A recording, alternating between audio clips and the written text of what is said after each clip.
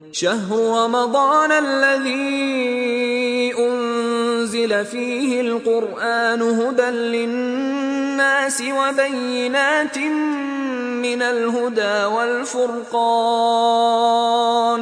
فمن شهد منكم الشهر فليصمه ومن كان مريضا أو على سفر فعدة من أيام أخر يريد الله بكم اليسر ولا يريد بكم العسر ولتكملوا العدة ولتكبروا الله إن الحمد لله نحمده ونستعينه ونستغفره ونعوذ بالله من شرور أنفسنا وسيئات أعمالنا من يهده الله فلا مضل له ومن يضلل فلا هادي له أشهد أن لا إله إلا الله وأشهد أن محمدا عبده ورسوله أما بعد எல்லா புகழும் புகழ்ச்சியும் அல்லாஹ் ஒருவனுக்கே உண்டாகட்டுமாக. அவனுடைய அமைதியும் கருணையும் நபிகள் பெருமானார் ஸல்லல்லாஹு அலைஹி வஸல்லம் அவர்கள் மீதிலும் அவர்கள் காட்டிய வழிப்படி மாத்திரம் வாழக்கூடிய அனைவர்கள் மீதிலும் உண்டாகட்டுமாக. பேரன்பிற்கினிய எல்லாம் வல்ல அல்லாஹுடைய நல்லடியார்களே, தொடர்ச்சியாக நடைபெற்று வரக்கூடிய இந்த நிகழ்ச்சியிலே நபிகள் நாயகம் ஸல்லல்லாஹு அலைஹி வஸல்லம் அவர்களின் தனிப்பெரும் ஆளுமைகள் என்ற தலைப்பிலான செய்திகளை நாம் பார்த்து வருகிறோம். அந்த வகையில் நேற்றைய தினம் நபிகளார் ஸல்லல்லாஹு அலைஹி வஸல்லம் அவர்கள் தந்தையாக தன்னுடைய ஆளுமையை பிள்ளைகளுக்கு மத்தியிலே எப்படி வெளிப்படுத்தினார்கள், ஒரு தகப்பனார் தன்னுடைய பிள்ளையோடு எப்படி நடந்து கொள்ள வேண்டும் என்கிற செய்திகளை எல்லாம் பார்த்திருக்கிறோம். அதனுடைய தொடர்ச்சியாக இன்றைய தினமும் நபிகளார் ஸல்லல்லாஹு அலைஹி வஸல்லம் அவர்கள் ஒரு தகப்பனாராக எப்படியெல்லாம் தன்னுடைய ஆளுமையை வெளிப்படுத்தி இருக்கிறார்கள் என்கிற செய்தியினுடைய மீதமுள்ள ஒரு சில செய்திகளை பார்க்க இருக்கிறோம். நபிகள் நாயகம் ஸல்லல்லாஹு அலைஹி வஸல்லம் அவர்கள் மிகவும் நேசித்த ரசூலுல்லாஹி ஸல்லல்லாஹு அலைஹி வஸல்லம் அவர்களால் மிகவும் அன்பு காட்டப்பட்ட ஒரு முக்கியமான நபராக கருதப்படுபவர்கள் நபிகளார் ஸல்லல்லாஹு அலைஹி வஸல்லம் அவர்களுடைய மகளார் அன்னை ஃபாத்திமா ரதியல்லாஹு அன்ஹா அவர்கள். ஃபாத்திமா ரதியல்லாஹு அன்ஹா அவர்களுடைய வரலாற்று செய்தியும் நபிகள் நாயகம் ஸல்லல்லாஹு அலைஹி வஸல்லம் அவருடைய வரலாற்று செய்தியும் ஒன்றோடு ஒன்றி பிணைந்ததாகத்தான் காணப்படும். அந்த அளவுக்கு நபிகள் நாயகம் என்றால் ஃபாத்திமா, ஃபாத்திமா என்றால் நபிகள் நாயகம் என்கிற அளவுக்குத்தான் நபிகளார் ஸல்லல்லாஹு அலைஹி வஸல்லம் அவர்கள் ஃபாத்திமா ரதியல்லாஹு அன்ஹா அவர்கள் மீது காட்டிய அன்பும் ஃபாத்திமா ரதியல்லாஹு அன்ஹா அவர்கள் நபிகள் நாயகத்தின் மீது காட்டிய அன்பும் அளப்பரிய ஒரு அன்பாக கருதப்படுகிறது. அந்த வகையில் நபிகள் நாயகம் ஸல்லல்லாஹு அலைஹி வஸல்லம் அவர்கள் ஒரு சந்தர்ப்பத்திலே சொல்லுகிறார்கள், ஃபாத்திமா பலாத்தும் மின்னி, ஃபாத்திமா அவர்கள் என்னில் ஒரு பகுதியாவார். ஃபாத்திமாவை யார் கோபப்படுத்துகிறாரோ அவர் என்னை கோபப்படுத்தியவராவார் என்று ரசூலுல்லாஹி ஸல்லல்லாஹு அலைஹி வஸல்லம் அவர்கள் ஃபாத்திமா ரதியல்லாஹு அன்ஹா அவர்கள் மீது தான் வைத்துள்ள அன்பை எடுத்து காட்டுகிறார்கள். ஒவ்வொரு குழந்தையின் மீதும் ஒவ்வொரு பெற்றோர்களும் அளப்பரிய பாசத்தை வைத்திருப்பார்கள். அந்த பாசத்தை வெளிப்படுத்துவதற்கு பலவிதமான முறைகளை கையாளுவார்கள். நபிகளார் ஸல்லல்லாஹு அலைஹி வஸல்லம் அவர்கள் ஃபாத்திமா ரதியல்லாஹு அன்ஹா அவர்களோடு வைத்திருந்த அன்பை வெளிப்படுத்துகிற போது ஃபாத்திமா அவர்கள் என்னில் ஒரு பகுதியாக இருக்கிறார், ஃபாத்திமாவை யார் கோபப்படுத்துகிறார்களோ அவர் என்னை கோபப்படுத்தியவராவார் என்று சொல்லுகிறார்கள். யாராவது ஃபாத்திமா ரதியல்லாஹு அன்ஹா அவர்களுக்கு கவலை தருகிற விதமாக ஏதாவது ஒரு காரியத்தை செய்தால் அது எனக்கும் கவலையை உண்டாக்கும். ஆகவே ஃபாத்திமாவினுடைய விஷயத்தில் ரொம்ப கவனமாக நடந்து கொள்ளுங்கள் என்கிற விதமாக நபிகளார் ஸல்லல்லாஹு அலைஹி வஸல்லம் அவர்கள் இந்த செய்தியை சொல்லி காட்டுகிறார்கள். குழந்தைகளை வளர்க்கிற போது பிள்ளைகளுக்கு பாசம் காட்டக்கூடியவர்கள், பிள்ளைகளோடு நேசமாக பழகக்கூடியவர்கள் எப்படியெல்லாம் பழக வேண்டும் என்கிற ஒரு சில செய்திகளை நேற்றைய தினம் பார்த்திருக்கிறோம். அந்த அடிப்படையில் இன்னும் ஒரு சில செய்திகள் ரசூலுல்லாஹி ஸல்லல்லாஹு அலைஹி வஸல்லம் அவருடைய வாழ்க்கையிலே தெரிந்து கொள்ள வேண்டி இருக்கிறது. அதிலே ஒரு முக்கியமான செய்தி என்னவென்றால், ஒரு முறை நபிகள் நாயகம் ஸல்லல்லாஹு அலைஹி வஸல்லம் அவரிடத்தில் ஃபாத்திமா ரதியல்லாஹு அவர்கள் ஒரு உதவி கேட்டு வருகிறார்கள். ரசூலுல்லாவை சந்திக்கிறதுக்காக வர்றாங்க. வீட்டுக்கு வந்து பார்த்தா ரசூலுல்லாஹி ஸல்லல்லாஹு அலைஹி வஸல்லம் அவங்க வீட்டில் இல்லை. ஆயிஷா ரதியல்லாஹு அன்ஹா அவங்க தான் இருக்கிறாங்க. ஆயிஷா ரதியல்லாஹு அன்ஹா அவர்களிடத்தில் நபிகள் நாயகம் வந்தால் ஃபாத்திமா வந்து சென்றதாக சொல்லிவிடுங்கள் என்று தகவல் சொல்லிவிட்டு திரும்பி சென்று விடுகிறார்கள். போனதுக்கு பிறகு நபிகளார் ஸல்லல்லாஹு அலைஹி வஸல்லம் அவங்க வீட்டுக்கு வர்றாங்க. வரும்போது ஆயிஷா ரதியல்லாஹு அன்ஹா அவர்கள் சொல்லுகிறார்கள், உங்களை தேடி ஃபாத்திமா வந்தாங்க, என்ன விவரம்னு தெரியல, உங்களை சந்திக்கணும்னாங்க. சொன்னதோட நபிகளார் ஸல்லல்லாஹு அலைஹி வஸல்லம் அவர்கள் ஃபாத்திமாவை பார்ப்பதற்காக விரைந்து வந்து விடுகிறார்கள். வருகிற நேரம் எப்படி இருக்கு தெரியுமா? இரவு நேரம், தூங்குவதற்கு தயாராகிற நேரம். அந்த நேரத்தில் தான் நபிகள் நாயகம் ஸல்லல்லாஹு அலைஹி வஸல்லம் அவர்கள் ஃபாத்திமா ரதியல்லாஹு அன்ஹா அவர்களை பார்ப்பதற்காக வர்றாங்க. ஏன் அந்த நேரத்தில் கூட வர்றாங்கன்னா, ஃபாத்திமாவினுடைய ஒரு விஷயமாக இருந்தால் ரசூலுல்லாஹ் அந்த அளவுக்கு கரிசனை காட்டுவார்கள்.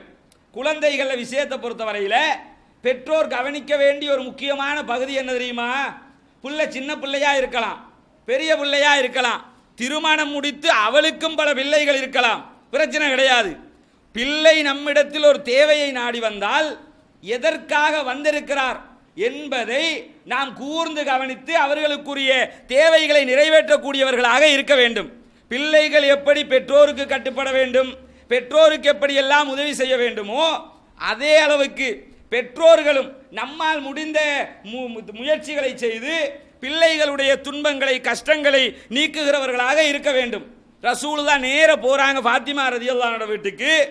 போய் பார்த்தா ஃபாத்திமா ரதியல்லாஹு அன்ஹா அவர்களுடைய வீடு பூட்டி இருக்குது. நபிகள் நாயகம் ஸல்லல்லாஹு அலைஹி வஸல்லம் அவங்க ஃபாத்திமாவை பேசிட்டு உள்ள போறாங்க. உள்ள போய் நபிகள் நாயகம் ஸல்லல்லாஹு அலைஹி வஸல்லம் அவர்கள் எப்படி உட்கார்றாங்க தெரியுமா? உள்ள போகும்போதே தூங்குறதுக்கு ரெடியா இருந்த ரெண்டு பேரு, கணவன் மனைவி தானே, தூங்க ரெடியாகிறாங்க. அவங்க ரெண்டு பேருமே எலும்பி வர பார்க்குறாங்க. ரசூலுல்லாஹி ஸல்லல்லாஹு அலைஹி வஸல்லம் அவங்க சொல்றாங்க, அலா மக்கானிக்குமா, உங்க இடத்துல ஏறிங்க, நான் அங்கே வர்றேங்கிறாங்க. பெட்ரூம் மாதிரி தூங்குறதுக்கு ரெடியாக இருக்கிறாங்க. நீங்கள் எந்திரிச்சு வர வேணாமா, நான் அந்த இடத்துக்கு வர்றேன்னு சொல்லி நேராக அந்த இடத்துக்கு போய் உட்கார்றாங்க. இந்த செய்தியை அறிவிக்கிற அலி ரலியல்லாஹு அன்ஹு அவர்கள் சொல்லுகிறார்கள், நபிகள் நாயகம் ஸல்லல்லாஹு அலைஹி வஸல்லம் அவர்கள் எங்களுக்கு அருகிலே வந்து அமர்ந்தார்கள். எந்த அளவுக்கு அருகாமையில் வந்து அமர்ந்தாங்க தெரியுமா? ஹத்தா வஜத்து பர்த கதமைகி அலா சதுரி, நபிகள் நாயகத்தினுடைய கால்களினுடைய குளிரை என்னுடைய நெஞ்சிலே நாங்கள் உணர்ந்தோம். அந்த அளவுக்கு ரொம்ப நெருக்கமாக வந்து அமர்ந்தார்கள் என்று அலி ரலியல்லாஹு அன்ஹு அவர்கள் நபிகள் நாயகம் அந்த அமர்ந்த முறையை சொல்லுகிறார்கள். அலி ரலியல்லாஹு அன்ஹு யாரு? நபிகள் நாயகத்துடைய மருமகனார், உறவுக்காரராக இருக்கலாம். பெண் கொடுத்த வகையில் மருமகனா இல்லையா? மருமகனாக இருக்கிறாங்க. பிறவியிலேயே அவர் நபிகள் நாயகத்துடைய உறவுக்காரர் தான். ஆனால் நபிகள் நாயகம் மகளை திருமணம் முடிச்சு கொடுத்து மாமனார் என்ற இடத்திற்கு சென்று விட்டார்கள். அப்போ மாமனார் மருமகன் என்ற உறவு இருக்கிறது, மகள் தகப்பனார் என்ற உறவு இருக்கிறது. இப்படி இரண்டு உறவுகளை கொண்ட இடத்துல தான் ரசூலுல்லாஹி ஸல்லல்லாஹு அலைஹி வஸல்லம் அவங்க நேர போய் உட்கார்றாங்க. உட்கார்ந்து என்னம்மா உங்களுக்கு பிரச்சனைன்னு கேட்குறாங்க. இதில் கவனிக்க வேண்டிய ஒரு விஷயம் என்ன தெரியுமா? ரசூலுல்லாஹி ஸல்லல்லாஹு அலைஹி வஸல்லம் அவர்கள் குடும்ப வாழ்க்கையில் பிள்ளைகளோடும் அல்லது மருமகனோடும் பழகுகிற விஷயத்தை சொல்லித் தரும்போது எப்படி கற்றுத்தருகிறார்கள்? இந்த அளவுக்கு நெருக்கமாக நீங்கள் பழகலாம், இந்த அளவுக்கு அவர்களோடு அந்யோன்யமாக இருக்கலாம். ஆனால் பல வீடுகளில் பார்த்தீங்கன்னா இந்த நிலைமை இருக்குமா? நிலைமை இருக்காது. மாமனார் மருமகன் அல்காய்தா காரன் மாதிரி பார்க்கறது, மருமகனை மாமனார் எல்டிடி காரனை பார்க்குற மாதிரி பார்க்கறது, இது மாதிரி நிலைமைகள் தான் பல வீடுகளில் இருக்கும். நடக்குதா இல்லையா? பல வீடுகளில் மாமனார் மருமகனை பார்க்கலாம், முகம் கொடுத்து பேசாம பிரச்சனைகள் வரும், சண்டைகள் வரும். எல்லா பிரச்சனைகள் வந்தாலும் முகம் கொடுத்து தேவையான நேரங்களில் முகம் கொடுத்து பேசுறது, அந்யோன்யமாக பழகிறது, பிரச்சனைகளை தீர்த்து கொள்ளுகிற விஷயங்களில் இது எல்லாம் கடைபிடிக்கப்பட வேண்டும். நேர மகளுடைய இடத்துக்கு போய் மருமகன் பக்கத்தில் இருக்கும்போது அமர்ந்து ரசூலுல்லாஹ் கேட்கிறார்கள், எதற்காக என்னை தேடி வந்தீர்கள்? அந்த விஷயத்தை கேட்டுட்டு போகத்தாமா நான் வந்திருக்கிறேன் என்று சொல்லும்போது அந்த ஆயிஷா ஃபாத்திமா ரலியல்லாஹு அன்ஹா சொல்லுகிறார்கள், உங்களிடத்தில் யுத்தத்தினால் பிடிக்கப்பட்ட கைதிகள் நிறைய பேர் வந்திருப்பதாகவும் அவர்களை நீங்கள் பங்கு வைத்து கொடுக்க போவதாகவும் ஒரு செய்தி எனக்கு கிடைத்தது. யுத்தத்தில் கைதிகளை பிடிப்பாங்க இல்லையா? கைதியை பிடிச்சா இந்த காலத்தில் பிடிச்சாண்டு வைங்க, சாகிற வரைக்கும் ஜெயிலில் போட்டு வச்சிருவாங்க. அந்த காலத்தில் பிடிச்சா அடிமைகளாக பிடிச்சு என்ன செய்வாங்கன்னா ஆளுக்கு ஒருத்தரை பிரித்து கொடுத்துருவாங்க. சும்மா அது நல்ல முறை தானே. சும்மா எடுத்து கைதின்னு சொல்லி பிடிச்சி போட்டு வச்சிருப்பாங்கல்ல, கைதின்னு ஜெயில எல்லாம் போய் பாருங்க, அவனுக்கு சாப்பாடு ஒரு நாளைக்கு பகல் நேரத்துக்கு 150 கிராம் இறைச்சி. இப்போ 200 250 போய்கிட்டு இருக்குது. அவன் கைதி. ஆனால் உள்ள வாலிபால் விளையாடுறதுக்கு இருக்கும், ஃபுட்பால் விளையாடுறதுக்கு இருக்கும், டிவி பார்க்கலாம், பேப்பர் பார்க்கலாம். அது உள்ள ராஜ வாழ்க்கை. அவன் கைதியாக இருக்கானா, ஒன்னே ஒன்று என்ன தெரியுமா, அவனுக்கு அந்த 4 செவத்தை விட்டு வெளியே வர முடியாது. மற்றபடி எல்லா சலுகைகளும் உள்ள கிடைக்கும். கேட்டால் கைதியும் பாங்க நடக்குதா இல்லையா? ஒரு சில கைதிகளை தவிர, ஒரு சில டேஞ்சரான கைதின்னு வச்சிருப்பாங்க. ஏடிடிக்கார மாதிரி யாரையாவது பிடிச்சா அவங்கள கடுமையான சிறைச்சாலைக்குள்ளே போட்டு அவங்கள கடுமையாக வைத்திருப்பார்கள். இது தவிர மற்ற அத்தனை பேரும் பெரும்பாலும் என்ன செய்வாங்க, ரொம்ப உள்ள அந்நியோன்யமாக சந்தோஷமாக கஷ்டங்களை தவிர்ந்தவர்களாகத்தான் பெரும்பாலும் இருப்பார்கள். அப்போ அது சிறைச்சா, அதனால் ஃபாய்தா இல்லை. அதனால் ஏதாவது நலவு கிட்டுமான்னு கேட்டால் நலவு கிட்டாது. எத்தனை பேர் ஜெயிலுக்கு போகிறான், குடு அடிச்சேன்னு ஜெயிலுக்குள்ளே போடுவாங்க, தூள் போட்டேன்னு போட்டுறானா இல்லையா? ஹெராயின் கடத்தி இருப்பான், உள்ளே போய் திரும்ப வந்து அவன் திரும்ப வந்து திருந்தி தான் வர்றானா, வந்து அடுத்த தொழிலை ஆரம்பிச்சிருவான். உள்ளே இருந்தே தொழில் செய்கிற எத்தனை பேர் இருக்கிறாங்க? இந்த சித்திக்குன்னு ஒருத்தனை பிடிச்சானுங்களா இல்லையா? சித்திக்குன்னு அவன் பேர் சித்திக்கு, ஆனால் 1 நம்பர் கள்ளப்பையாவன். பாது எப்படி பேர் எப்படி வச்சிருக்கிறான், சித்திக்குன்னு பேர் வச்சிருக்கிறான். ஆனால் பெரிய ஹெராயின் கடத்தல் மன்னனே அவன் தான். அவனை தூக்கி உள்ளே போட்டு வச்சிருக்கிறாங்க. உள்ளே இருக்கும்போது உள்ளே இருந்து பிஸ்னஸ் நடக்கிறதா சொல்லிக்கிட்டு இருக்கிறான். அப்போ கூறுகட்ட வயலுக்கு என்ன பார்த்துக்கிட்டு இருக்கிறாங்க? என்ன அர்த்தம்னு கேட்டால், உள்ள பேச்சுக்கு சொல்லிக்கிறலாம் அவர் ஜெயிலில் இருக்கிறாரு, ஜெயிலுக்குள்ளே இருந்துக்கிட்டு பிஸ்னஸ் பண்ணுறானா இல்லையா, வருமானம் வருதா இல்லையா, தேவையான காரியத்தை பண்ணுறானா இல்லையா. அப்போ இதுக்கு பேர் இதனால் எந்த ஒரு நலவும் நடக்க போகிறது இல்லை. ரசூலுல்லாஹ்வுடைய காலத்தில் கைதியாக யாரையாவது பிடிச்சா என்ன செய்வாங்கன்னா, அடிமைகள் என்று சொல்லி ஆளுக்கு ஆளுக்கு பிரித்து கொடுத்துருவாங்க. 25 பேர் கிடைக்கிறாங்களா, இந்த உங்களுக்கு ஒருத்தர், உங்களுக்கு 2 பேர், நீங்கள் ஒருத்தரை வச்சுக்கிறீங்க அப்படின்னு கொடுத்துருவாங்க. அடிமைன்னா எப்படி அடிமை? அவன் இருக்கிற அவரை உரிமை விடுகிற வரைக்கும் அல்லது சாகிற வரைக்கும் அவருக்காகவே சேவகம் செய்பவராக இருக்க வேண்டும். வீட்டில் வேலைக்காரன் கூட அவ்வளோ வேலை செய்ய முடியாது, அடிமை தானே. அந்த அளவுக்கு எதை சொன்னாலும் செய்யணும், அவனுக்குண்டு எந்த உரிமையும் கிடையாது. ரசூலுல்லாஹி ஸல்லல்லாஹு அலைஹி வஸல்லம் அவங்க தான் இஸ்லாம் வந்ததுக்கு பிறகுதான் மக்கமா நகரத்தில் இருந்த அந்த அடிமை தலையெல்லாம் ஒழிக்கப்பட்டது. ரசூலுல்லாஹ்வுடைய ஆட்சி முறை சம்பந்தமாக சொல்லும்போது அதை விரிவாக பார்க்கலாம். ரசூலுல்லாஹ் ஆட்சி செய்ததுல இந்த உலகத்தில் யாருமே அந்த ஆட்சியை பண்ண முடியாது. ஆபிரகாம் லிங்கனை பற்றி சொல்லுவாங்க. அமெரிக்காவினுடைய அதிபராக இருந்த ஆபிரகாம் லிங்கன் உலகத்திலிருந்து அடிமை தலையை ஒழித்தாரும்பாங்க. என்னத்தை அடிமை தலையை உழைச்சான்? ஒண்ணுமே செய்யல. இன்ன வரைக்கும் பல நாடுகளை அடிமைகளாக வைத்துக் கொண்டிருக்கிற ஒரு கொத்தடிமை ராஜ்யம் பண்ணக்கூடிய ஒரு நாடாகத்தான் அமெரிக்கா இருக்கிறது. அதனுடைய அதிபர்கள் இருந்தார்கள். ஒரு நல்ல அதிபர் அந்த நாட்டுக்கு வந்தாண்டு வைங்க, அவன் இருக்க முடியாது. கென்னடி மாதிரி ஆட்கள் எல்லாம் இருந்தாங்க. எத்தனை வருஷம் ஆட்சி செய்ய முடிஞ்சது? ஆட்சி கட்டிலுக்கு வந்து ஒரு வருஷம் கூட தாக்கு பிடிக்க முடியாத அளவுக்கு தான் அந்த நாட்டுடைய நிலைமை இருக்கும். சொல்ற மாதிரி தலையாற்றவன் தான் வச்சுக்கிடுவாங்க. அப்ப இந்த அடிமை தலையை இல்லாமல் ஆக்கின மிகப்பெரிய ஒரு பெருமைக்குரிய நபராக ரசூலுல்லாஹி ஸல்லல்லாஹு அலைஹி வஸல்லம் அவர்கள் இருக்கிறார்கள். அந்த நபிகள் நாயகத்தில் மகள் வந்து கேட்குறாங்க, நிறைய அடிமைகளை பிடிச்சிருக்கிறீங்களா, ஆளுக்கு பிரித்து கொடுக்குறீங்களா, எங்களுக்கு ஒரு அடிமையை தந்தீங்கன்னா வீட்டு வேலைகளை செய்கிறதுக்கு வசதியாக இருக்கும். வீட்டில் நிறைய வேலை, கையெல்லாம் அவங்க அந்த அரைச்சி கையெல்லாம் கடுமையாக வலிக்கிறது, இப்படியெல்லாம் இருக்குது.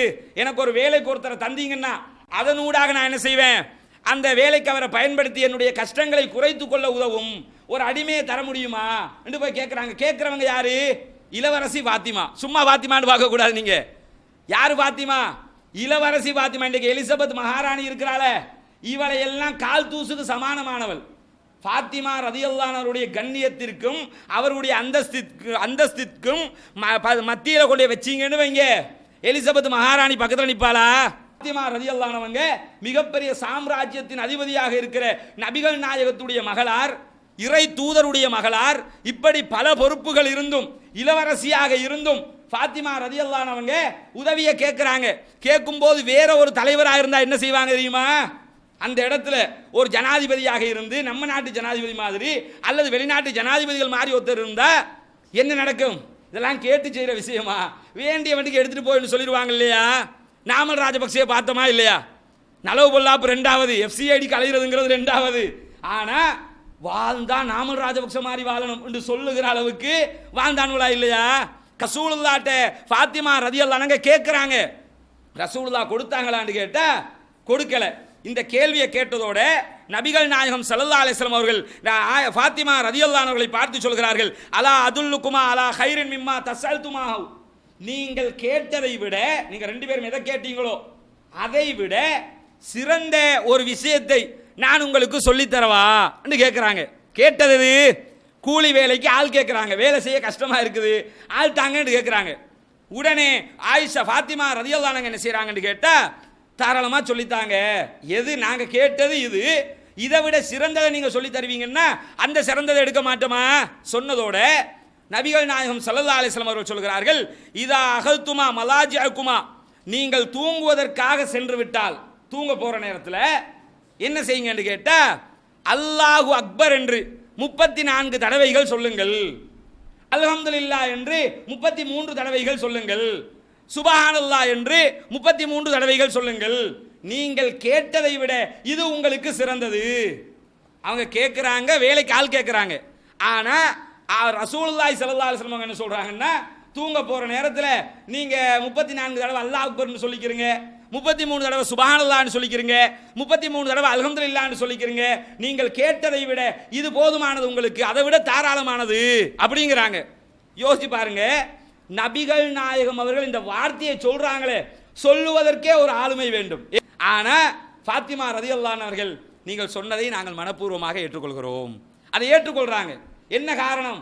அதுதான் ஈமான், அதுதான் நபிகள் நாயகத்தின் மேல் வைத்த பாசம். தகப்பனார் என்ற ஒரு பாசம் இருக்கிறது, அவர் இறை தூதர் என்ற ஒரு நம்பிக்கை இருக்கிறது.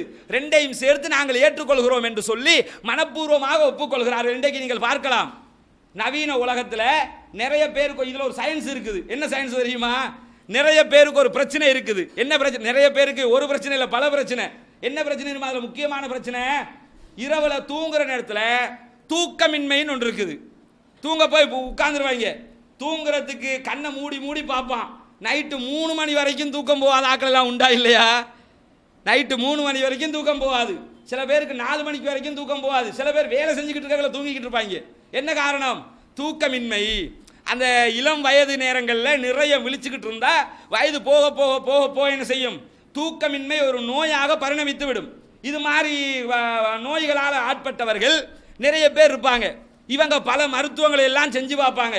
கடைசி மருத்துவம் இருக்குமா இல்லையா? மருத்துவம் எல்லாம் செய்வாங்க. மருத்துவத்துக்கு எல்லாம் இதான் லாஸ்ட் மருத்துவம் இருக்கும். அந்த மருத்துவத்தை உளவியலாளர்கள்ட்ட போய் கேட்டீங்கன்னா, பிரபலமான மனோதத்துவவியலாளர்கள் எல்லாம் இதற்கு சொல்லுகிற பதில் என்ன தெரியுமா? நீங்க தூக்கம் இல்லைன்னு சொன்னா முதல்ல தூங்குறதுக்கு, தூக்கத்தை வரவழைக்கிறதுக்கு என்ன செய்யணுமா தெரியுமா? எண்ணுங்கிறான். 1 2 3 4 5 6 என்று எண்ணுங்க. ஏன் தூக்கம் வராமல் இருக்கு? தூங்க போய் தூங்கினா தூக்கம் வந்துடும். இவன் உட்கார்ந்ததோட கண்ணுக்கு முன்னாடி ஃபோன் வந்து நிற்கும். ஃபேஸ்புக்கை பார்ப்போம், வாட்ஸ்அப்பை பார்ப்போம், வேற எதையாவது பார்ப்போம். இதுலேயே டைம் போய் தூக்கமின்மை பழக்கப்படுவதற்கு காரணம் அதுதான். தூங்குற நேரத்தில் தூக்கமின்மை உருவாகுவதற்கு பல காரணங்கள்ல செல்போன் ஒரு காரணம். அதுல இருந்து வரக்கூடிய கவரேஜ் இருக்குது இல்லையா? தூங்குற நேரத்தில் இன்றைக்கு அறிவியலாளர்கள் என்ன சொல்றாங்க? தூங்கும் போது குறைஞ்சபட்சம் ஒரு 10 மீட்டருக்கு அப்பாலையாவது உங்க போனை வச்சுட்டு தூங்குங்கிறாங்க. பக்கத்தில் கூட வைக்காதீங்க. அதால வரக்கூடிய அந்த ஒளி அலைகளால உடம்புக்கு அது பாதிப்பை உண்டாக்குது. இது எல்லாம் இந்த பாதிப்பை உண்டாக்கும். இதுக்கு பதில் என்ன சொல்லி தரான்னு கேட்டா, தூங்கும்போது நல்லா எண்ணுங்கிறான். தூக்கம் வரலாட்டி அப்படி தூங்கிட்டு என்ன செய்யணுமா? 1 2 3 4 5 இப்படி எண்ணுங்க. எண்ணினா தூக்கம் போயிடும். இதுதான். இதை தவிர வேற மருந்தே இல்லை. எந்த டேப்லெட்டும் போட முடியாது, எந்த டானிக்கும் நீங்க குடிக்க முடியாது. இதைத்தான் சொல்லி தர்றான். இதுதான் தீர்வாக இருந்தால் இந்த தீர்வு 1400 வருடங்களுக்கு முன்பதாகவே அற்புதமாக சொல்லப்பட்டு விட்டது. தூங்கும்போது தூங்குகிற ஒழுக்கங்களுக்கு ரசூலுல்லாஹ் பல விஷயங்களை சொல்றாங்க. இந்த ஹதீஸ்ல இது மட்டும் ஒது செஞ்சுக்கிறீங்க, தூங்க போனா இந்த பிரார்த்தனையை ஓதிக்கிறீங்க, இப்படி சுபஹானல்லாஹ் 34 சொல்லு, அல்லாஹ் சுபஹானல்லாஹ் 33 சொல்லுங்க, அல்ஹம்துலில்லாஹ் 33 சொல்லுங்க, அல்லாஹ் அக்பர் 34 சொல்லுங்க, எண்ணுங்கிறாங்க. இதை செய்யும் போது நிம்மதியான தூக்கமாக அன்றைய நாள் கழியும். இது மார்க்க ரீதியாக நன்மையும் பெற்று தரும், உடலியல் ரீதியாக உடலுக்கும் நல்லதை பெற்று தரும். அப்ப ரசூலுல்லாஹி ஸல்லல்லாஹு அலைஹி வஸல்லம் அவங்க மகளோடு பழகுகிற நேரத்தில் மகள் வந்து கேட்ட ஒரு செய்திக்காக உடனே போய் சொத்து என்ற பேரில் அள்ளி கொடுத்துடல. காரணம் என்ன தெரியுமா? உலக வரலாற்றில் அரசாங்க சொத்திலிருந்து ஒரு நயா பைசாவை கூட அபகரிக்காத ஒரு தலைவர் இருப்பார் என்றால் அது முகமது நபி ஸல்லல்லாஹு அலைஹி வஸல்லம் அவங்க மட்டும்தான். உலக வரலாற்றில் எந்த அதிபரையும் இப்படி பார்க்க முடியாது. யாரையாவது நீங்க பார்க்க முடியுமா? பேச்சுக்கு சொல்லுவாங்க, அவர் அப்படி இருந்தாரு, இவர் இப்படி இருந்தாரு, கார்ல் மார்க்ஸ் எப்படி தெரியுமா, இப்படிலாம் சொல்லுவாங்க. சொன்னவங்க அத்தனை பேரையும் எடுத்து பார்த்தீங்கன்னா உலகத்தில் உள்ள வேண்டிய அத்தனை பேரோட சொத்தும் அவன் அக்கௌண்ட்ல இருந்திருக்கு, இல்லாட்டி பினாமி பேர்ல இருக்கும். சொந்த பேர்ல வைக்காம எவன் பேர்லையாவது அதை எடுத்து செஞ்சிருப்பான், வச்சிருப்பான். இதுதான் உலகத்தில் நடக்குமே தவிர அரசாங்க சொத்துல இருந்து ஒரு நயா பைசாவை கூட எடுக்காம முழுக்க முழுக்க மக்களுக்காகவே தன்னுடைய சொத்துக்களையும் செலவு செய்து அரசாங்க சொத்துக்களையும் செலவு செய்தவர்கள் நபிகள் நாயகம் ஸல்லல்லாஹு அலைஹி வஸல்லம் அவர்கள். அதே போல இன்னொரு சந்தர்ப்பத்தில் ரசூலுல்லாஹி ஸல்லல்லாஹு அலைஹி வஸல்லம் அவர்களுக்கும் நபிகள் நாயகத்துடைய மகளார் ஃபாத்திமாவுக்கும் அவருடைய கணவர் அலி ரலியல்லாஹு அன்ஹு அவர்களுக்கும் ஒரு குடும்ப பிரச்சனை. எல்லார வீட்லையும் வர்றது தானே, கணவன் மனைவி பிரச்சனை வரும். பிரச்சனை வர்ற நேரத்தில் முதலாவது அந்த பிரச்சனையை கணவனும் மனைவியுமே முடிஞ்ச வரைக்கும் தீர்த்துக்கொள்ளணும். இல்லை அவங்களால முடியலைன்னா பெற்றோர்களாக இருப்பவர்கள் முடிந்த வரைக்கும் அதை தீர்த்து வைப்பதற்கு முயற்சி செய்ய வேண்டும். தீர்த்து வைக்கிற நேரத்தில் தன்னுடைய அகங்காரத்தையும் அகம்பாவத்தையும் காட்டாமல் அருமையாக தீர்த்து வைத்தால் லேசாக அது முடிந்துவிடும். நிறைய குடும்பத்தில் பிரச்சனை தீராமல் இருக்கிறதுக்கு என்ன காரணம் தெரியுமா? கல்யாணம் கட்டி கொடுத்துருவாங்க, புருஷன் கொஞ்சம் சண்டை வந்துடும். சண்டை வந்தா அவன் என்ன சொல்லுவா, இவன் எனக்கு கல்யாணம் கட்டினதுலேருந்து அடின்னு அடிச்சுக்கிட்டு இருக்கிறான், என்னால் வாழ முடியாது, இவன் நான் டிவோர்ஸ் பண்ண போகிறேன். இந்த கிலோ மாமனார் பேச்சுவார்த்தைக்கு வருவார். பேச்சுவார்த்தைக்கு வந்தால் சுமூகமாக முடியாது. ஏன் பேச்சுவார்த்தை சுமூகமாக முடியாது தெரியுமா? மாமனார் எந்த கெத்தில் வருவார், உனக்கு பொண்ணை மட்டுமாடா தந்தேன், பொண்ணை தரும்போது ஒரு வீடு தந்திருக்கிறேன், ஒரு கார் தந்திருக்கிறேன், 2 பைக்கு தந்திருக்கிறேன், இத்தனையும் தந்து என் பொண்ணை உனக்கு வச்சுக்க முடியாதா? கல்யாணம் கட்டும் போது இளைஞர்கள் நல்லா மனசில் வச்சுக்கிறீங்க, திருமணம் முடிக்கும் போது வெக்கங்கட்ட மாப்பிள்ளைகளாக வீட்டுக்குள்ளே போயிடக்கூடாது. அப்படி போனோம்னு வைங்களேன், காலாகாலத்துக்கு வெக்கங்கட்டவனாகவே வாழ வேண்டி வரும். நிறைய பேர் கல்யாண தௌஹீத்வாதிகள் எடுத்துக்கிறீங்க, சில தௌஹீத்வாதிகளுக்கு அந்த டைம் பார்த்து அற்புதமான தாய்ப்பாசம் வரும். பார்த்துருக்கீங்களா? கல்யாணம் நெருங்கினதோட என்னென்றாலும் உம்மா சொல்லிட்டாங்களே தாய் சொல்லி தட்ட முடியுமா, தகப்பனார் சொல்லிட்டாங்களே தகப்பன் சொல்ல தட்ட முடியுமா, அதனால் ஏதாவது கேட்டு வாங்கத்தானே வேணும். எல்லா பெண்களும் எனக்கு திருமணம் முடிக்கிறதுக்கு வழி இல்லையே, யாரும் முடிக்கவில்லையே என்று கவலைப்படுகிற பெண்கள், எனது மகளை யாரும் திருமணம் முடிக்கவில்லையே என்று கவலைப்படுகிற பெண்கள் கூட நாளை மாமியாராக மாறுகிற நேரத்தில் என்னுடைய மகன் திருமணம் முடிக்கும் போது வரதட்சணை வாங்கித்தான் முடிக்க வேண்டும் என்ற நிலையை உருவாக்குகிறார்கள். பல வீடுகளில் இது நடக்குதா இல்லையா? அப்ப திருமணம் முடிக்கிற நேரத்தில் நாம கௌரவமா இஸ்லாம் சொன்ன மாதிரி எந்த ஒரு வரதட்சணையும் வாங்காம ஆண் மகனாக நின்று திருமணம் முடிச்சிட்டோம்னு வைங்க, என்ன பிரச்சனை வந்தாலும் கௌரவமா நின்று ஃபேஸ் பண்ணலாம். சொல்லுங்க, என்ன விவரம், உங்க மகள் இப்படி செஞ்சா அதுதான் இப்படி ஆச்சுது, இதுதான் இல்லாம எதையாவது வாங்கிட்டு போய் திருமணம் முடிச்சோம்னு வைங்க, பேச்சுவார்த்தை ஆரம்பமே எப்படி ஆரம்பிக்கும், உனக்கு நான் சும்மா தரல, கரும்பை சும்மா தந்தா பரவாயில்ல, கரும்பை திங்கிறதுக்கு கூலியும் சேர்த்து தந்திருக்கிறேன், இப்படித்தான் பேச்சுவார்த்தை ஆரம்பிக்கும். ரசூலுல்லாஹி ஸல்லல்லாஹு அலைஹி வஸல்லம் வீட்டில் இந்த ஃபாத்திமா ரலியல்லாஹு அன்ஹா அலி ரலியல்லாஹு அன்ஹு பார்க்கறதுக்காக ரசூலுல்லாஹி ஸல்லல்லாஹு அலைஹி வஸல்லம் அவங்க போறாங்க. வீட்டுக்கு போய் பார்த்தா ஃபாத்திமா ரலியல்லாஹு அன்ஹா இருக்கிறாங்க. இருக்கும்போது நபிகள் நாயகம் ஸல்லல்லாஹு அலைஹி வஸல்லம் அவங்க ஃபாத்திமா ரலியல்லாஹு அன்ஹா கிட்ட கேட்குறாங்க, எங்க உங்க கணவர் எங்கம்மா அப்படின்னு கேட்குறாங்க. கேட்கும்போது அவர் பள்ளியில் இருப்பார் அப்படிங்கிறாங்க. நம் சொல்லி முடிய தகப்பனாராக நபிகள் நாயகத்துடைய ஆளுமையை பாருங்கள், புரிந்து கொள்றாங்க. என்ன தெரியுமா, ஏதோ சம்திங் சண்டே ஒன்று போயிருக்குது, அதனால தான் நான் கேட்கும்போது கணவனை பற்றி கேட்கும்போது வித்தியாசமான பதில் வருகிறது, வித்தியாசம் போய் கேட்கும்போது அவர் பள்ளிவாசலில் இருப்பார் அப்படிங்கிறாங்க. ரசூலுல்லா நேர பள்ளிவாசலுக்கு போகிறாங்க. எங்கே போய் எப்படி அதை சரி கட்டுறாங்கன்னு பாருங்க. நம்ம வீட்டாக நம்ம சாதாரணமாக நம்ம சமுதாயத்தில் எப்படி இருக்குன்னு தெரியுமா, உன்னோட சண்டை பிடிச்சிட்டானா அதை பார்த்துக்கிறான், இன்றைக்கு வீட்டுக்கு வரட்டு 2 லோன், இன்னைக்கு அவனா நானான்னு தெரிஞ்சிடணும். சண்டை யாருக்கு, அவனா அவளா என்பதுதான் முடிவு வரணும். ஆனால் இப்போ சண்டை எப்படி ஆகும், மாமனாருக்கு தெரிஞ்ச முடிய, அவன் வரட்டு அவனா நானாங்கிறது தெரியணும், 2 லோண்டை முடிச்சிருவோம். இந்த அளவுக்கு மாமனார் மருமகன் பிரச்சனையாக அது மாறிடும். ரசூலுல்லாஹ் என்ன செய்கிறாங்கன்னா நேர பள்ளிவாசலுக்கு போய் பார்க்குறாங்க. அலி ரலியல்லாஹு அன்ஹு பள்ளிவாசலில் தூங்கி கொண்டு இருக்கிறார்கள்.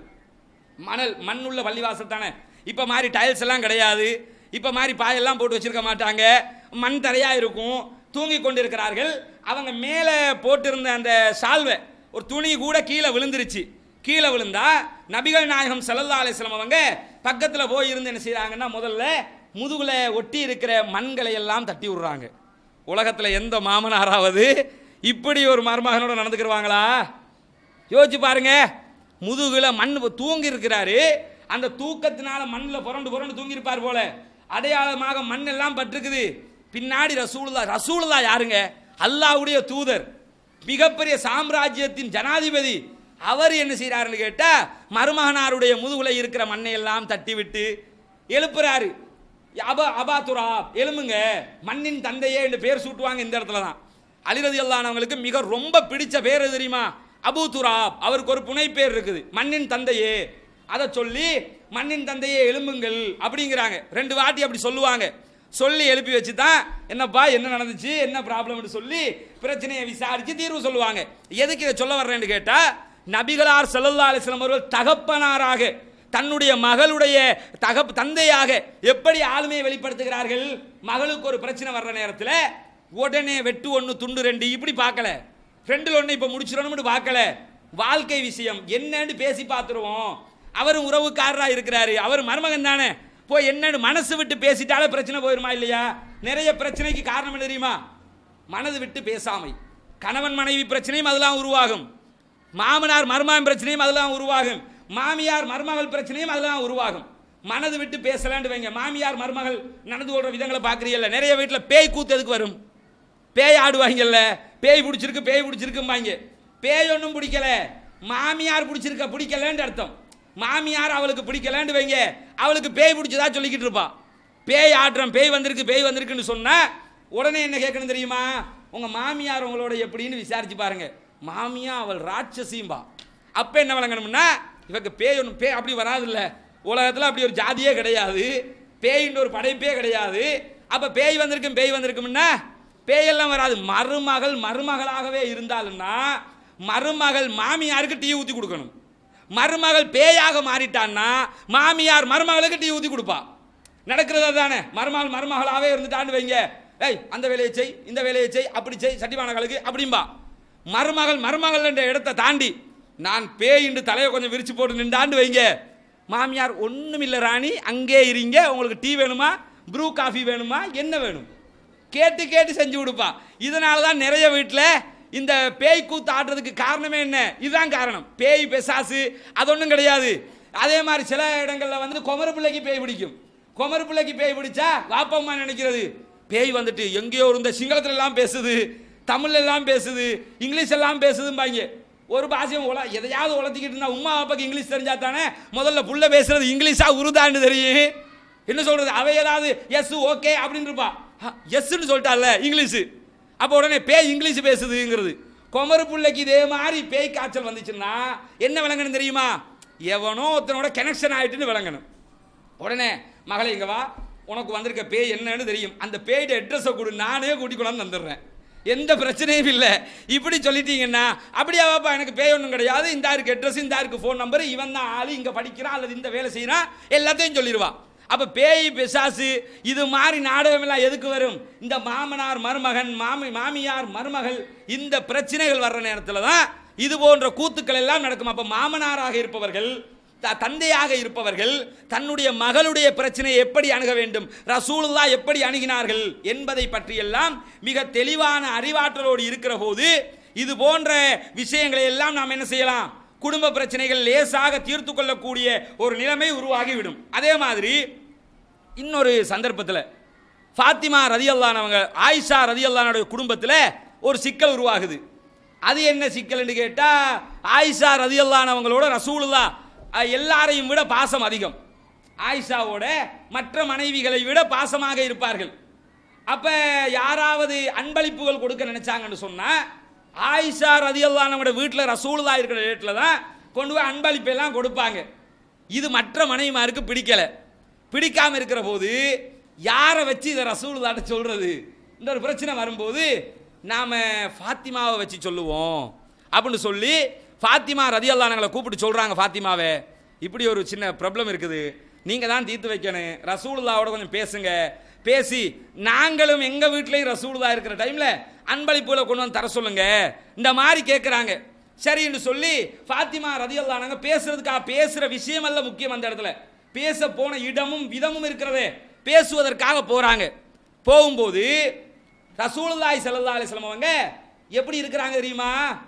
தூக்கத்தில் இருக்கிறாங்க. எப்படி தூங்குறாங்கன்னு கேட்டால் ஆயிஷா ரதியல்லானுடைய போர்வையில் ரசூலுல்லாஹ் போர்த்தி கொண்டு தூங்குகிறார்கள். ஆயிஷா ரதியல்லானும் பக்கத்தில் இருக்கிறாங்க. ஃபாத்திமா போய் வருவதற்கு அனுமதி கேட்கிறார்கள். ரசூலுல்லாஹி ஸல்லல்லாஹு அலைஹி வஸல்லம் என்ன செய்றாங்கன்னா, உள்ள வாங்கங்கிறாங்க. ஏன் உள்ள வர சொன்னாங்க? நாம் என்ன நினைப்போம் தெரியுமா? இப்படி ஒரு வாப்பா வர சொல்லலாமா? இந்த மாதிரி நேரத்தில் உள்ள வர சொல்றது நல்லதா இப்படி நினைப்போம். ரசூலுல்லாஹி ஸல்லல்லாஹு அலைஹி வஸல்லம் ஜஸ்ட் தூங்குறாங்க. தூங்கும்போது தன்னுடைய மகளாரை வர சொல்கிறார். அந்த அளவுக்கு மகளுக்கும் தகப்பனாருக்கும் இடையில எந்த ஒரு கசப்புணர்வும் கிடையாது. எல்லாத்தையுமே தெளிவாக பேசிக்கொள்கிற ஒரு மனப்பான்மை இருக்கும். அதுதான் வளரணும். நம்ம சமூகத்தில் பிரச்சனை உருவாவதற்கான காரணம் பெற்றோர்கள் பிள்ளைகளோடு மனது விட்டு பேசுவதில்லை. மனசை விட்டு பேசணும். உனக்கு என்ன தேவை, உனக்கு என்ன ஆடை வேண்டும். நிறைய இடங்களில் ஒரு குறிப்பிட்ட வயசு வரைக்கும் பிள்ளைகளுக்கு கேட்டு கேட்டு வாங்கி கொடுப்பவர்கள் ஒரு எல்லையை தாண்டியவுடன் கேட்காமல் விட்டு விடுவார்கள். வயசுக்கு வந்த பிள்ளை அதெல்லாம் நான் உங்க பிள்ளை என்ற நிலை நமக்கு இருக்க வேண்டும். ஃபாத்திமாவை உள்ள வர சொல்றாங்க. ஃபாத்திமா ரதியல்லாஹு அன்ஹா உள்ள போறாங்க. ரசூலுல்லாஹ் போர்வையில போத்தி கொண்டே இருக்கிறாங்க. போத்தி கொண்டே கேட்கிறாங்க, என்னம்மா என்ன சந்திக்கணும்னு வந்தீங்களே, என்ன விவரம் என்று கேட்கும்போது, இல்லை அல்லாஹ்வின் தூதரே, உங்க மனைவிமார் தான் என்ன அனுப்பி வச்சாங்க. நீங்க மற்ற மனைவிகளோட இருக்கிற நேரத்திலையும் அன்பளிப்பை கொண்டு வந்து தருமாறு சொல்றாங்க. ஆயிஷாவோட இருக்கிற நேரத்தில் மட்டும் அன்பளிப்பு கிடைக்குதான் அப்படின்னு சொல்லும்போது ரசூலுல்லாஹி ஸல்லல்லாஹு அலைஹி வஸல்லம் அவங்க உடனே ஆயிஷா ஃபாத்திமா ரதியல்லாஹு அன்ஹாவை பார்த்து கேட்கிறார்கள், நான் ஆயிஷாவை நேசிக்கிறேன், நீங்கள் ஆயிஷாவை நேசிக்கிறீர்களா அப்படின்னு கேட்குறாங்க. நான் ஆயிஷாவை நேசிக்கிறேம்மா, நீங்க ஆயிஷாவை நேசிக்கிறீங்களா? ஆமா, நான் ஆயிஷா ரதியல்லாஹு அன்ஹா அவர்களை நேசிக்கிறேன், நான் போய் வரேன்ட்டு போயிட்டாங்க. தட்ஸ் ஆல், முடிஞ்சு போச்சு. எந்த அளவுக்கு தகப்பனார் மேல நம்பிக்கை இருந்திருந்தா, இது அல்லாஹ்வின் தூதர் என்ற இடத்தை தாண்டி தகப்பனார் என்ற இடத்துல இருந்து அவங்களுடைய குடும்ப பிரச்சனை மகளை வச்சு தீர்த்து வைப்பதற்காக அணுகப்படுகிறது. ரசூலுல்லாஹ் சிம்பிளா முடிக்கிறாங்க. ஒரு முக்கியமான சந்தர்ப்பம், நபிகள் நாயகம் ஸல்லல்லாஹு அலைஹி வஸல்லம் உடைய மரண தருவாய். அந்த மரண தருவாயில ரசூலுல்லாஹி ஸல்லல்லாஹு அலைஹி வஸல்லம் அவர்களை பார்ப்பதற்காக ஃபாத்திமா ரதியல்லாஹு அன்ஹா அவர்கள் வருகிறார்கள். வரும்போது அந்த இடத்துல நபிகள் நாயகத்துடைய எல்லா மனைவிமாரும் இருக்கிறார்கள். ரசூலுல்லாஹ் மரண தருவாயில் இருக்கிறாங்க. இருக்கும்போது நபிகள் நாயகத்துடைய எல்லா மனைவிமாரும் அந்த இடத்துல இருக்கிறாங்க. அந்த இடத்துக்கு ஃபாத்திமா ரதியல்லாஹு அன்ஹா அவர்கள் வருகிறார்கள். வரும்போது எப்படி வருகிறார்கள் தெரியுமா? ஃபாத்திமா ரதியல்லாஹு அன்ஹா அவர்கள் நடந்து வருகிற நடையை அன்னை ஆயிஷா ரதியல்லாஹு அன்ஹா அவர்கள் சொல்லுகிறார்கள், ஃபாத்திமா நடந்து வந்தால் அப்படியே ரசூலுல்லாஹ் நடந்து வருவதை போன்று இருக்கும், எந்த வித்தியாசமும் இல்லை. ஃபாத்திமாவினுடைய நடை உடை பாவனை எல்லாமே அப்படியே ரசூலுல்லாவை இருந்து ஒரு போட்டோ காப்பி அடித்த மாதிரி இருக்கும். அது மாதிரி இருக்குதா இல்லையா? நிறைய குழந்தை பிள்ளைகளை பார்த்தீங்கன்னா வாப்பா மாதிரியே பிள்ளை இருப்பான், உம்மா மாதிரியே பிள்ளை இருப்பாங்க. ஜீனுடைய தாக்கம் அது. ஃபாத்திமா ரதியல்லாஹு அன்ஹா எடுத்துக்கிட்டீங்கன்னா அவங்க நடந்து வருகிற நடையை ஆயிஷா ரதியல்லாஹு அன்ஹா அவங்களே சொல்றாங்க, ஃபாத்திமா ரதியல்லாஹு அன்ஹா அவர்களை நடந்து வருகிற போது ரசூலுல்லாஹி ஸல்லல்லாஹு அலைஹி வஸல்லம் அவர்களே நடந்து வருவதை போன்று எந்தவித பிசகும் இல்லாமல் அச்சி அசலாக இருந்தார்கள். அவ்வளவு ரசூலுல்லாஹ் வர்ற மாதிரியே இருக்கும்.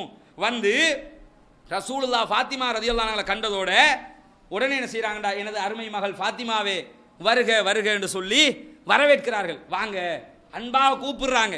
நோய்வாய்ப்பட்டு இருந்தா கூட அந்த நேரத்தில் ஃபாத்திமாவை கண்டு முடிய நபிகள் நாயகம் ஸல்லல்லாஹு அலைஹி வஸல்லம் அவர்கள் அவ்வளவு அன்பாக அழைத்து தன்னுடைய வலது பக்கம் அல்லது இடப்பக்கம் அறிவிக்கிற ஆயிஷா ரதியல்லாஹு அன்ஹா கன்ஃபியூஸ் ஆகி அறிவிக்கிறாங்க. வலப்பக்கத்திலேயோ அல்லது இடப்பக்கத்திலேயோ அமரச் செய்தார்கள்.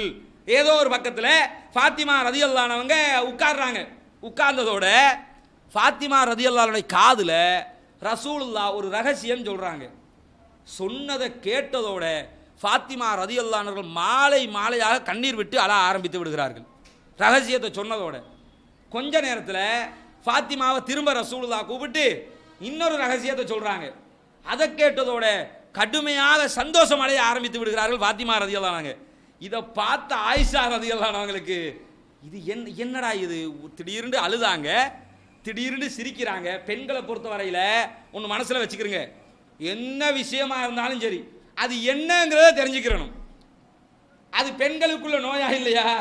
ரகசியம் என்ன உண்டா? திடீர்னு நீங்கள் ஊட்ட போயிருப்பீங்க, ஒரு 3 கால் எக்ஸ்ட்ரா வந்துச்சுன்னா அது என்ன தொண்ணு உங்களுக்கு 3 வாட்டி கால் வந்துகிட்டு இருக்குது. யார் அடிக்கிறா? என்ன யோசனை? 2வது எதுவும் தேடிட்டாரோ, ஏதாவது கனெக்ஷன் இருக்குதோ என்னன்னு கேட்டால் அது பெண்களுடைய அது ஒரு பிஹேவியராக இருக்கும். பட்டுண்டு ஏதோ சொன்னாங்க ரசூலுல்லாஹ், அழுதிங்க. திருப்பி ஏதோ சொன்னாங்க, சிரிச்சிங்க. என்ன விவரம்? ஃபாத்திமா உடனே சொல்றாங்க, அல்லாஹ்வுடைய தூதருடைய ரகசியத்தை நான் யாருக்கும் சொல்ல மாட்டேன். சொன்னா எப்படி இருக்கும்? என்னடா இது, எவ்வளோ ஆர்வமா கேட்க போனோம், கிடைக்காம போயிடுச்சு. இது மாதிரி சொல்லி பாருங்க வீட்டில். திடீர்னு மனைவி வந்து எதையாவது ஒன்று அவசரமா வந்து இப்போ இப்படி தாங்கன்னு கேட்கும்போது, அதெல்லாம் ஒன்றும் கிடையாது, யார் சொன்னாங்க அப்படி ஒன்றும் இல்லை அப்படின்னு சொல்லி பாருங்க. அப்படியே மலைச்சு நின்றுவாங்க. என்னடா இது, என்னமோன்னு நினச்சிக்கிட்டு போனோமே, ஒன்றுமே இல்லை, சப்ப மேட்ரு மாதிரி ஆயிடுச்சே அப்படின்னு யோசிச்சிருவாங்க. இதை சொல்லிட்டு ஆயிஷா ரலியல்லாஹு அன்ஹா அவர்களை சொல்கிறார்கள், நபிகள் நாயகத்துடைய மரணத்துக்கு பிறகு மீண்டும் நான் இதை கேட்டேன். கேட்காம இருக்கல, கேட்டுட்டாங்க. அதை எப்படி கேட்குறாங்கன்னு கேட்டால், மௌத்துக்கு பிறகு கூப்பிடுறாங்க. ஃபாத்திமா, கேட்ட விதம் கேட்க வேண்டிய செய்தி தான். அவங்க கேட்டதுனால தான் நமக்கு தகவல் வந்துச்சு, இல்லைன்னா தகவல் வந்திருக்காது. ஆனால் கேட்ட விதம் எப்படி தெரியுமா? அப்போ வெறுமனை கூப்பிட்டு ஃபாத்திமா என்ன நடந்துச்சு, ஏன் அழுதிங்கன்னு தான் கேட்டாங்க. இப்போ எப்படி கேட்குறாங்க தெரியுமா? மௌத்துக்கு பிறகு, ஃபாத்திமாவே உங்கள் மேலே உள்ள உரிமையில் நான் கேட்குறேன். என்ன உரிமை? ரசூலுல்லாஹ் மௌத்தா போயிட்டாங்க, நீங்கள் என்னுடைய உறவுக்காரி, நான் உங்கள் உரிமையாக கேட்கலாம் உங்கள்கிட்ட. ரசூலுல்லாஹ் என்ன சொன்னாங்க சொல்லுங்க அப்படின்னு கேட்கும்போது ஃபாத்திமா ரலியல்லாஹு அன்ஹா சொல்கிறார்கள், நான் ஆரம்பமாக நபிகள் நாயகம் ஸல்லல்லாஹு அலைஹி வஸல்லம் அவர்களுக்கு அருகிலே சென்று கவலைப்பட்டவராக இருக்கும்போது ரசூலுல்லாஹி ஸல்லல்லாஹு அலைஹி வஸல்லம் அவர்கள் தான் மரணிக்க இருக்கிற செய்தியை சொன்னார்கள். அதை கேட்டவுடன் நான் மாலை மாலையாக அழுது விட்டேன். நான் மௌத்தா போகிறேம்மா, டேட்டு டைம் நெருங்கி கொண்டு வருகிறது என்று ரசூலுல்லாஹி ஸல்லல்லாஹு அலைஹி வஸல்லம் அவருடைய மரணம் தொடர்பான செய்தியை மகள்கிட்ட சொல்கிறாங்க. இதை கேட்டால் எந்த மகளாவது தாங்குவாங்களா? குறிப்பாக நபிகள் நாயகத்துடைய மரணத்தை ஃபாத்திமாவால் தாங்கிக் கொள்ள முடியுமா? சஹாபாக்களே தாங்கிக் கொள்ளலை. சஹாபாக்களே ரசூலுல்லாஹ்வுடைய மரணத்தை நபிகள் நாயகம் மௌத்தாகிவிட்டார்கள் என்ற செய்தியை ஒப்புக்கொண்டார்களா? ஒப்புக்கொள்ளல. குர்ஆன் வசனத்தை ஓதி காட்டுகிற வரைக்கும் உமர் ரலியல்லாஹு அன்ஹு ஒத்துக்கொள்ளவில்லை. நபிகள் நாயகம் மரணிப்பார்கள் என்ற செய்தியை, குர்ஆன் வசனத்தை அபூபக்கர் ரலியல்லாஹு அன்ஹு ஓதி காட்டுகிறார்கள்.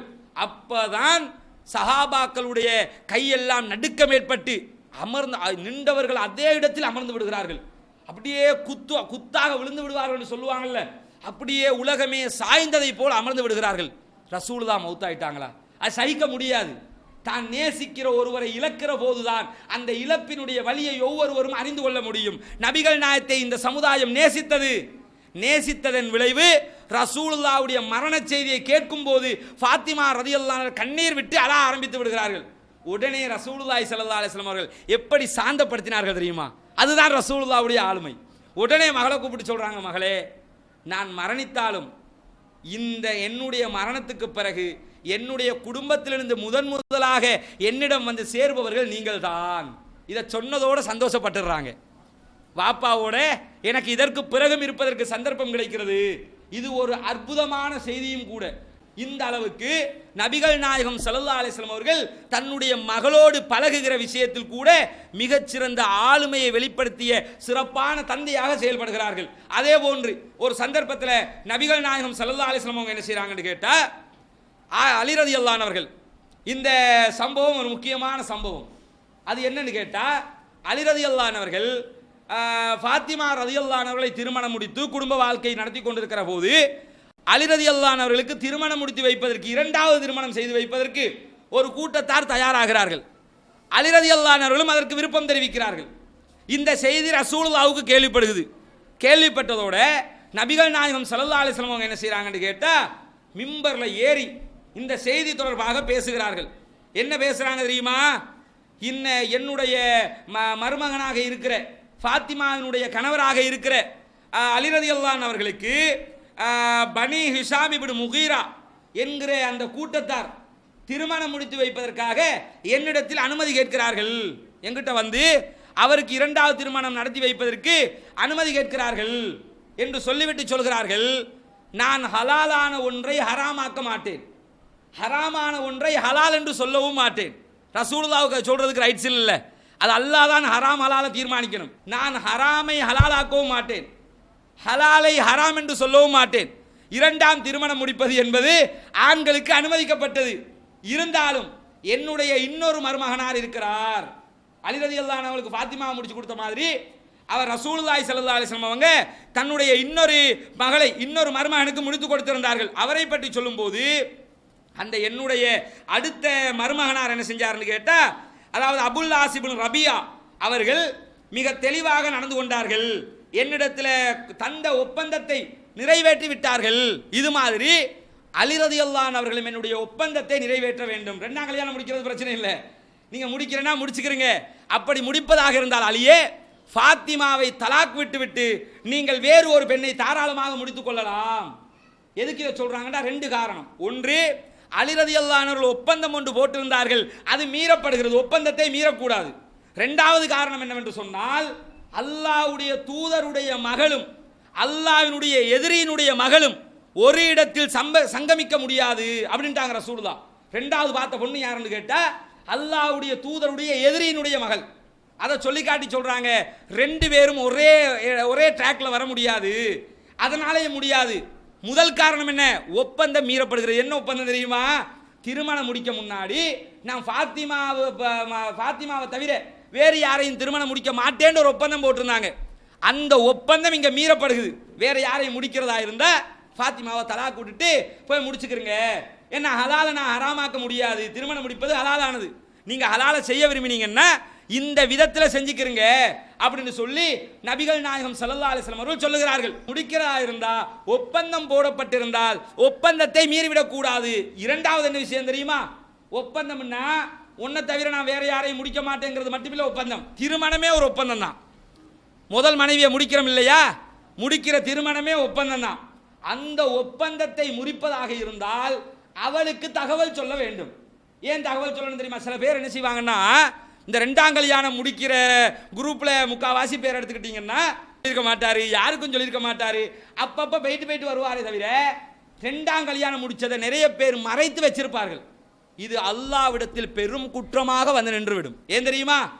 கண்டிப்பாக திருமணம் முடிப்பதாக இருந்தால் முதல் மனைவிக்கு தகவல் சொல்ல வேண்டும். இந்த பாருமா, நான் ரெண்டாவது முடிக்க போறேன், தகவல் சொன்னா போதும். யார்கிட்ட அனுமதி கேட்கணும்னு கேட்டா, யார்கிட்ட ஒப்பந்தம் போட்டோமோ அவங்ககிட்ட தான் அனுமதி கேட்கணும். எதற்காக தகவல் சொல்ல சொல்லி இஸ்லாம் சொல்லுதுன்னு கேட்டா, அவரோடும் நீங்கள் ஒப்பந்தம் தான் இட்டிருக்கிறீர்கள், அந்த ஒப்பந்தத்தை சட்டப்படி என்ன செய்யணும், மெயின்டைன் பண்ணணுமா இல்லையா? திருமணத்துக்கு பிறகு உங்க பாட்டுக்கு நீங்க இன்னொத்திய முடிச்சுட்டு வந்துருவீங்க, இவளுடைய சொத்துல இருந்து பங்கு போகும். அந்த பங்கை நீ எப்படி கொடுக்கலாம்? அதை கொடுக்கிறதுக்கு அவ சம்மதிக்கணுமே. அவளுக்கு ஒரு உரிமை இருக்கிறதே.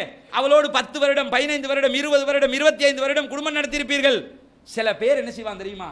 நல்லா கவனத்தில் வச்சுக்கோங்க. இரண்டாம் திருமணம் முடிப்பது தவறல்ல, ஆனால் முடிப்பதற்கு சொல்லுகிற காரணங்கள் இருக்கிறது. தயவு செய்து அப்படி முடிக்க ஆசைப்படுபவர்கள் அது சில காரணங்களை சொல்வதையே தவிர்த்து கொள்ளுங்கள். என்ன சொல்லுவாங்க தெரியுமா? நான் ஏன் ரெண்டாவது முடிக்கிறேன் தெரியுமா? முதல் பொஞ்சாதி நல்லம் இல்லை, சப்போர்ட் பத்தலை, வயசாலியா போயிட்டா அப்படிம்பாங்க. இது அவர்களுடைய இளமையை கேவலப்படுத்துவது, அவர்களுடைய கண்ணியத்தை அசிங்கப்படுத்துவது, அவர்கள் உங்களோடு வாழ்ந்த புனிதமான வாழ்வை இழிவுபடுத்துவது. அப்படி சொல்லக்கூடாது. 25 வருஷம் உங்களோட வாழ்ந்தாலே அப்ப அது உங்களுக்கு தெரியலையா? 30 வருஷம் உங்க கூட இருந்தாலே அப்ப அது தெரியலையா? அவ மட்டுமா வயசாளி? நீங்களும் தானே வயசாலியா இருப்பீங்க. என்ன அவ வயசாளி, இவர் மட்டும் என்னமோ 18 வயசுல இருக்கிற மாதிரி, அவ மட்டும் 48 வயசுல இருக்கிற மாதிரி, இப்படியான பேச்சுக்கள் எல்லாம் அவளுடைய புனிதமான வாழ்வையே அசிங்கப்படுத்துகிற வாழ்க்கையாக மாறிவிடும். அப்ப திருமணம் முடிப்பதாக இருந்தால் ரசூலுல்லாஹி ஸல்லல்லாஹு அலைஹி வஸல்லம் அவங்க என்ன சொல்லி கொடுக்குறாங்க? போட்ட ஒப்பந்தப்படி நீங்கள் திருமணம் உன்னை தவிர வேறு யாரையும் முடிக்க மாட்டேன் என்று ஒப்பந்தம் போட்டால் முடிக்க கூடாது. அதற்கு கட்டாயம் அனுமதி எடுத்தாக வேண்டும். இல்லை என்று சொன்னால் தகவல் சொல்லப்பட வேண்டும். கல்யாணம் முடிச்சுட்டு வந்து தகவல் சொல்ற வேலையை வச்சுக்கிற கூடாது. சில பேர் கல்யாணத்தை முடிச்சுட்டு வந்து சும்மா போடுறது. நான் ஒரு கல்யாணம் முடிச்சிருக்கேன் தெரியுமா உனக்கு, ஒரு 3 நாள் கழிச்சு திருப்பி நான் உண்மையிலே ஒரு கல்யாணம் முடிச்சு உனக்கு தெரியுமா டெஸ்ட் பண்ணி பார்க்கறது, கோபப்படுறாளா இல்லையா, சண்டை பிடிக்கிறாளா இல்லையா. சண்டை மாறி ஒரு உதாரணமாக தான் ஜோக்குக்கு சொன்னா கூட நீ விளங்க மாட்டேங்கிறிய, அந்த இடத்துல அதை பொய்யாக்கிட்டு போயிடுறது. உண்மையிலே முடிச்சிருப்பான். இப்படி சொன்னா பெண்கள் என்ன கவனிச்சுக்கிறேன்னு தெரியுமா? இது மாறி யாராவது வந்து சொன்னா அப்ப இவர் ஏதோ ஒரு தூண்டில போட பார்க்கிறாரு, ஏதோ சம்திங் இருக்கும், அலர்ட் ஆயிரணும். முடிச்சிருக்கிறீங்களா இல்லையா, எங்க முடிச்சிய, என்ன விவரம், ஓபனா சொல்லுங்க, நடந்தது என்ன, கேட்டு முடிச்சிடணும். இது முடிக்காத வரைக்கும் குடும்பத்தில் நிம்மதி இழந்த ஒரு வாழ்க்கை உருவாகிவிடும். ரசூலுல்லாஹ் அதுக்கு தான் என்ன செய்றாங்கன்னா, ஹலாலை ஹராமாக்க மாட்டேன், யாருக்கும் அதை செய்ய முடியாது, ஹராமை ஹலால் என்று சொல்லவும் முடியாது. ஆனால் அல்லாஹ்வுடைய தூதருடைய எதிரியினுடைய மகளும் அல்லாஹ்வுடைய தூதருடைய மகளும் ஒரே இடத்தில் அமர முடியாது, ஒரு இடத்திற்கு வர முடியாது. ஒப்பந்தத்தை அலி ரலியல்லாஹு அன்ஹு காப்பாற்ற வேண்டும், என்னுடைய இன்னொரு மருமகனார் காப்பாற்றி இருக்கிறார்கள் என்று சொல்லி ரசூலுல்லாஹி ஸல்லல்லாஹு அலைஹி வஸல்லம் அவர்கள் இந்த இடத்துல மிம்பர்ல இருந்து இந்த செய்தியை சொல்லுவாங்க. ஏன் மிம்பர்ல இருந்து சொல்றாங்க? ரசூலுல்லாஹி ஸல்லல்லாஹு அலைஹி வஸல்லம் அவங்க நாம என்ன நினைப்போம், மர்மனுடைய மானத்தை காப்பாத்தனு என்னன்னாலும் இப்படி சொல்லிட்டாரு, அது ஓகே. ஆனா ரசூலுல்லாஹி ஸல்லல்லாஹு அலைஹி வஸல்லம் அப்படி சொல்ல முடியுமா? அல்லாஹ்வுடைய தூதர், இந்த உலகத்துக்கு வழிகாட்டி, என்ன நடந்தாலும் இந்த உலகத்துக்கு அது தெரியணும். ரசூலுல்லாஹ்வுடைய அந்தரங்க வாழ்க்கை உட்பட அனைத்து விஷயங்களும் இந்த உலகத்திற்கு வெட்ட வெளிச்சமாக இருக்கிறது. எதனால்? அல்லாஹ்வுடைய தூதர் என்கிற காரணத்தினால் தான் வெட்ட வெளிச்சமாக இருக்கிறது. அதனால இரண்டாவது திருமணத்துக்குரிய சட்டமே இதுதான். நிறைய பேர் என்ன எப்படியாவது சட்டத்தை கொஞ்சம் வளைச்சிக்கிறதுக்கு ஆசை. மார்க்க விஷயத்தில் சட்டம் வளைக்கிற வேலைகளை செய்யக்கூடாது. யாராவது விரும்பினால் அவங்க என்ன செய்யலாம், மனைவிட்ட சட்டப்படி பேசி மனைவிட்ட அனுமதி எடுத்து ஒப்பந்தம் செய்திருந்தால், இல்லாவிட்டால் மனைவிக்கு தகவல் சொல்லி அவங்கள கன்வின்ஸ் பண்ணி அவங்களோட ஆதரவோட இரண்டாவது திருமணம் முடிக்கிற போது உங்க வாழ்க்கையும் என்ன செய்யும், நிம்மதியா இருக்கும். ரகசியமாக வைப்பது என்பது அவளுக்கு நீங்கள் செய்கிற இரண்டாவது மனைவிக்கு செய்கிற துரோகம், அல்லாஹ்விடத்தில் மாட்டிக்கொள்கிற குற்றமாகிவிடும். இன்ஷா அல்லாஹ் இதனுடைய தொடர்ச்சியை நாளைய தினம் பார்ப்போம். சுப்ஹானக்கல்லாஹு வ பிஹம்திக அஷ்ஹது அல்லா இலாஹா இல்லா அன்த அஸ்தக்ஃபிருக வ அத்தூபு